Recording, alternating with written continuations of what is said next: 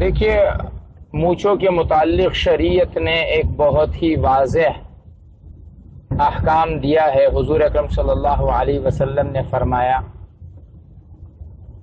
کہ اپنی داڑھیوں کو بڑھاؤ اور اپنی مونچھوں کو کٹاؤ۔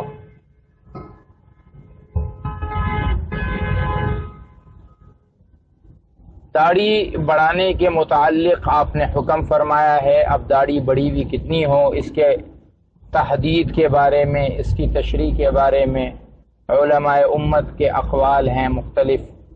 بہرحال ایک اجماعی فیصلہ اکثریت علماء کا یہ ہے کہ وہ ایک مشت کے برابر ہو تو اسے لمبی داڑھی کہا جا سکتا ہے۔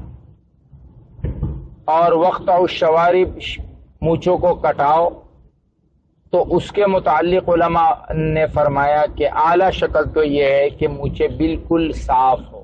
کچھ علماء اسے قینچی سے بالکل صاف کرنے کو بہتر سمجھتے ہیں، کچھ علماء کہتے ہیں کہ اگر بلیڈ بھی استعمال کیا جائے تو بھی اس میں کوئی حرج نہیں ہے، کیونکہ مقصود تو مونچھوں کا ختم کرنا ہے۔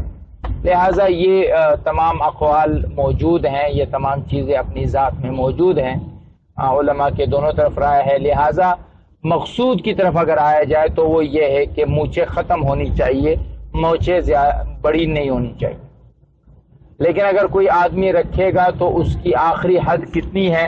تو علماء فرماتے ہیں کہ جو ہونٹ کی لالی ہے، ہمارے ہونٹوں کی لالی ہے، اس لالی تک جو ہے وہ مونچھوں کو نہیں آنا چاہیے، بلکہ اس سے کم جو ہے وہ رکھیں کہ بال جو ہے وہ ہونٹ ہے اس کی لالی تک نہ پہنچ سکے۔